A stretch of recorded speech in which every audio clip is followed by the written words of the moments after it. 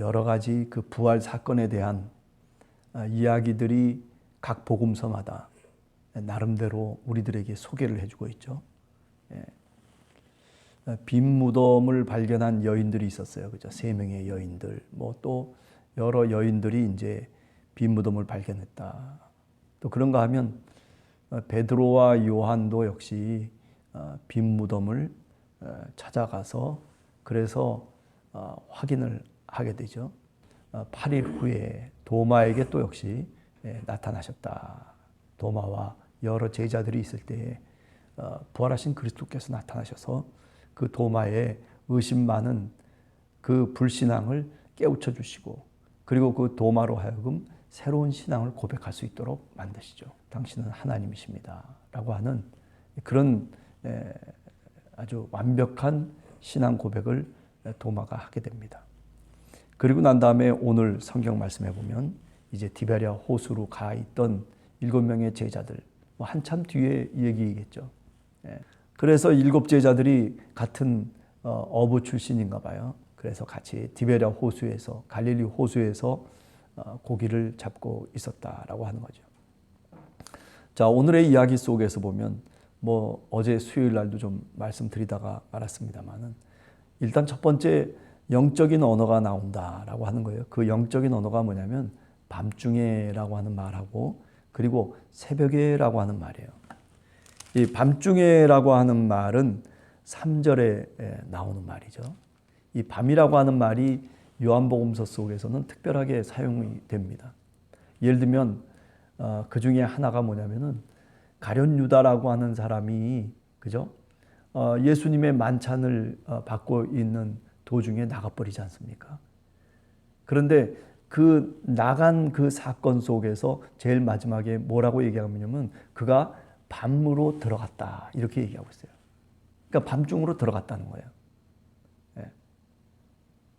이제 이런 면에서 요한복음은 이 밤이라고 하는 이 말을 보다 신학적으로 또는 영적인 언어로 사용하고 있는 겁니다. 밤중에 7명의 제자들이 죽으라고 그물을 내렸는데도 아무것도 얻지 못했다. 이 밤중이라고 하는 것이 그런 면에서 상당히 의미 있게 우리들에게 다가옵니다. 그래서 밤중에. 밤중은 뭡니까? 바로 오늘 성경 말씀에 보면 제자들이 예수님이 바닷가에 분명히 있었음에도 불구하고 보지도 못하고 깨닫지도 못하고 듣지도 못하는 자기 일에만 몰두하면서 살아가고 있는 인간을 얘기하고 있는 거죠. 영적인 언어입니다. 밤중에. 우리들도 신앙생활 하다 보면 어떤 때는 이렇게 밤중에 헤맬 때가 있어요. 분명히 우리의 눈을 떠서 우리의 귀를 열어서 하나님의 음성을 들을 수 있고 그리고 볼 수 있는 여건임에도 불구하고 하나님이 어떤 때는 우리를 그대로 방치하실 때가 있어요. 어느 때까지? 밤중이 지나갈 때까지. 그 속에서 깨닫는 것이 있는 거죠. 나중에 새벽에 빛이 떠오르기 시작할 때 주님을 알아보게 되고 그리고 그 속에서 뭔가 분명하게 깨닫는 것이 있는 거죠. 오늘 이 장면 속에서도 그런 모습들이 그대로 드러나고 있습니다. 저녁 때부터 밤중이 지나면서 새벽에 이르도록 누가 바닷가에 계셨냐면은 바로 예수 그리스도 우리 주님 부활하신 그리스도께서 계셨어요. 사실은 그들이 배를 타고 저 바닷가에 나가서 그물을 던질 때에도 주님은 그들 곁에 사실은 계셨어요. 새벽에라고 하는 말이 영적인 언어로 우리에게 다가오게 됩니다. 그렇죠? 예수 그리스도께서 부활하신 그 날도 어땠습니까? 새벽에라고 하는 말로 이야기가 되죠. 그래서 여명이 터올랐을 때 그때 빈 무덤에 나가잖아요. 그래서 보니까 돌이 다 굴려져 있고 예수 그리스도께서 부활하셨어요. 이런 새벽이라고 하는 단어가 그렇기 때문에 밤중이라고 하는 단어와 대조를 이루고 있다라고 하는 것을 우리가 알 수가 있죠.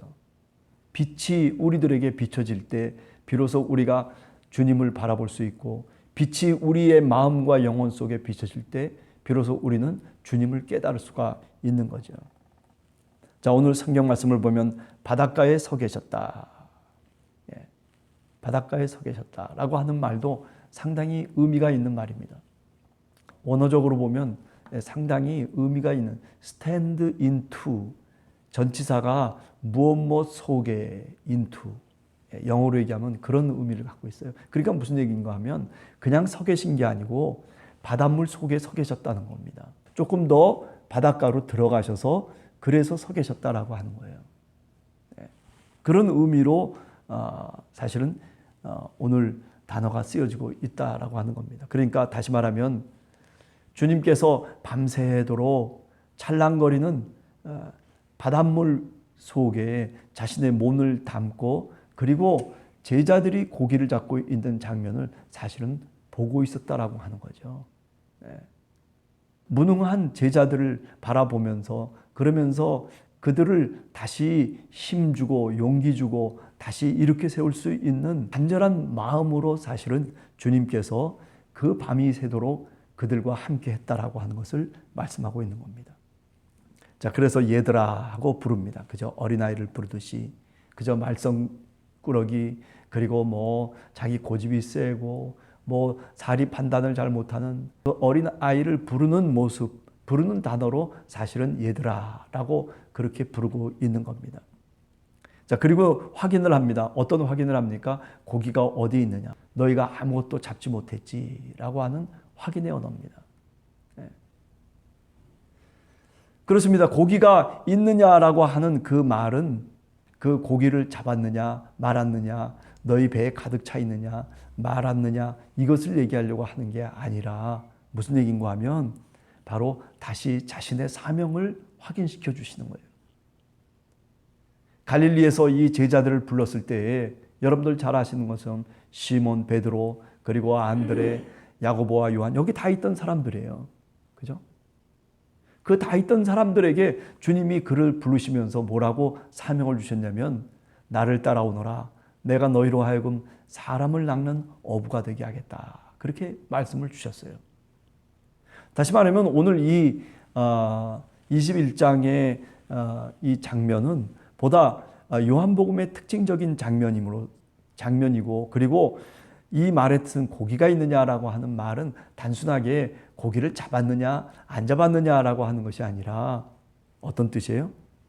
너희가 사람을 낚는 어부로서 소명을 받았는데 그런데 왜 무엇을 하고 있느냐라고 하는 그런 반문이기도 한 것입니다. 자, 그러면서 오른편으로 던져라 그렇게 우리 주님이 말씀을 하고 계세요. 자, 여기서도 대조적인 얘기가 나옵니다. 오른편으로 던져라. 그런데 지금 이 제자들은 밤이 맞도록 어디다가 던진 거예요? 왼편으로 던진 거예요. 계속 왼편으로. 이거는 방향이 틀린 거예요. 신앙의 삶을 살아가면서도 방향이 틀리게 신앙생활하는 사람이 있어요. 너희는 먼저 그의 나라와 그의 의를 구하라. 그렇게 주님께서 말씀해 주셨는데 그런데 그 방향이 틀리는 거예요. 먼저 주님의 나라를 구하는 것이 아니라 주님의 뜻을 구하는 것이 아니라 사람의 일만 구하면서 살아가는 것. 우리가 베드로의 이야기 속에서 그런 장면을 우리가 발견하지 않습니까? 사람이 나를 누구라 하느냐 그랬더니 베드로가 나서서 얘기합니다. 주는 그리스도시요 살아계시는 하나님의 아들이시다. 야 시몬 베드로야 네가 참 복이 있도다. 그러나 나중에 잠깐 지나고 난 다음에 예수님께서 내가 순환을 당할 것이고 그리고 다시 죽었다가 3일 만에 부활할 것이다 라고 하는 그런 예고를 할 때 그가 예수님의 가던 길을 가로막죠. 뭐 안 됩니다. 죽어서도 안 되고 어떻게 해서도 안 됩니다. 다윗의 나라가 올 때 그때 우리가 좌편과 우편에 앉게 해달라고 하는 자신의 일에만 몰두하고 있는 자신이 목적하고 있는 일에만 모든 것을 쏟고 있는 주님을 따라다님에도 불구하고 그런데도 주님의 참뜻이 무엇인지를 깨닫지 못하고 살아가는 시몬 베드로. 그를 향해서 주님께서 뭐라고 말씀하십니까? 뭐라고 꾸짖습니까? 네가 하나님의 일을 생각지 아니하고 누구의 일을 생각한다? 사람의 일만 생각하는도다. 사탄아 내 뒤로 물러나라. 이렇게 사탄을 지명하면서 그러면서 얘기를 하죠. 이런 장면을 통해서 보면 지금 여기 오른편에 던지라고 그렇게 말씀하시는 그 이면에는 왼편으로 그물을 던지고 있는 제자들의 그 모습을 그대로 보여주고 있는 거죠. 우리가 신앙인으로서 예수를 쫓아가면서 믿음의 삶을 살고 교회 생활을 해도 이렇게 왼편으로만 그물을 던지는 사람이 있어요. 그 끝은 무엇입니까? 결국 아무것도 잡는 것이 없다는 거예요. 그래요. 뭐 시간을 들여서 노력을 하고 그래가지고 많은 것을 얻는 적이 왜 없겠습니까? 그러니까 왼편에 던지는 거 아니겠어요? 그러나 어떤 때는요, 이렇게 아무것도 잡히지 못할 때가 있어요. 아니, 실제 우리 인간의 삶이라고 하는 게 이와 같겠다 하는 생각을 해봐요. 하나님이 부르실 때 우리가 갖고 갈 수 있는 게 도대체 뭐가 있겠습니까? 우리 몸도 우리가 갖고 갈 수가 없어요. 우리가 갖고 왔고 우리가 소유하고 손으로 움켜쥐었던 것들 모든 것을 다 놓고 갈 수밖에 없어요. 우리 몸뚱이도 결국 땅으로 흙으로 돌아갈 수밖에 없는 것이 우리 인간의 참 모습인 것입니다. 그런데 아직도 왼편에 던지는 사람들이 있어요. 왼편은 어떤 곳입니까? 오른편과 달라요. 오른편은 주님의 음성이 들리는 곳이고 왼편은 주님의 음성이 들리지 않는 곳이에요. 내 음성만 있는 곳이에요. 결국 내 음성만 갖고 살아가다 보면 이렇게 허탈한 모습으로 돌아올 수밖에 없고 성공을 지향하면서 내 음성대로 따라갔지만은 내 지혜대로 따라갔지만은 결국 이렇게 아무것도 거치지 않는 마지막 삶을 맞이하게 될 때가 있게 된다라고 하는 거죠. 그런데 오늘 성경 말씀을 보면 오른편에 던지라는 주님의 음성을 들어요. 이것은 내 방향성이 아니죠. 그죠? 예수 그리스도가 말씀하시는 방향성으로 나가는 거예요. 내 뜻과 다를 수도 있어요. 그러나 이것은 하나님의 뜻이에요. 여기는 하나님의 음성이 들려지는 곳이에요. 그것이 어디겠습니까? 세상입니까? 교회입니까? 그죠? 교회라고 얘기할 수 있는 거죠. 세상의 음성이 가득 차 있는 곳에 가서 그래요. 여러 음성도 듣고 여러 가지 많은 것들을 내가 관심 있게 살아갈 수도 있겠지만은 그러나 이렇게 주님의 음성을 들을 때가 있어야 되는 겁니다. 주님의 음성을 듣는 우리 함께하는 교회 성도들이 다 되시기를 원합니다. 오른편에 던지라고 말씀하시는 그 주님의 음성을 내가 내 뜻과 다를지언정 내가 지금까지 들었던 음성이 아니라손 치더라도 그래도 그것이 주님의 음성이라면 거기다가 그물을 던질 수 있는 그런 사명의 사람이 되어야 됩니다. 나를 따라오너라 내가 너희로 하여금 사람을 낳는 어부가 되게 하겠다라고 하는 이 말씀의 사명, 이것을 우리가 다시 마음속에 기억해야 되는 거죠. 오늘 이 부활의 장면 속에서 요한복음은 우리들에게 그것을 기억하라는 겁니다. 사람은 하나님이 주신 사명이 있다는 거예요. 그 사명을 우리가 잊어서는 안 된다는 거죠. 그 사명을 다시 기억하라는 거예요. 그래서 주님의 음성을 쫓아서 주님이 원하시는 그 뜻대로 그물을 내렸더니 고기가 그저 그물이 찢어질 정도로 들어올릴 수 없을 정도로 그렇게 얻게 되어졌다라고 하는 거죠. 이게 교회론적인 표현입니다, 사실은.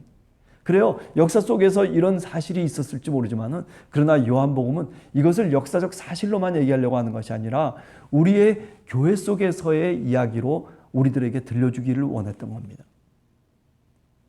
교회가 주님의 사명을 쫓기 시작하면, 교회가 주님의 음성을 따라서 살아가기 시작하면 이렇게 그물이 찢어질 정도로 하나님께서 고기를 잡아주신다라고 하는 그런 은혜의 말씀을 오늘 우리들에게 시사하고 있는 겁니다. 교회라고 하는 것은 그래요.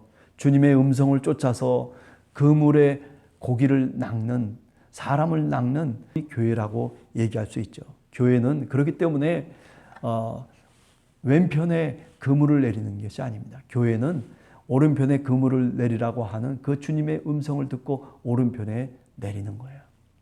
그 결과는 주님이 책임져 주신다라고 하는 그런 말씀입니다. 자, 오늘은 이 새벽에 여기까지 말씀을 드립니다. 그렇습니다. 주님이 하시는 주님이 행하시는 일을 오늘 또 우리는 이 부활의 이후의 사건 속에서도 분명히 깨달아 알 수 있죠. 오늘 하루를 살아가면서도 주님이 우리와 함께 이렇게 주님의 음성을 들을 수 있고 주님이 원하시는 뜻이 무엇인지를 따라서 살아갈 수 있는, 너희는 먼저 그의 나라와 그의 의를 구하라라고 하시는 그 주님의 명령을 우리가 귀담아 듣고 마음속에 새기면서 하루를 승리하는, 믿음으로 승리하는 하루가 되시기를 간절히 원합니다.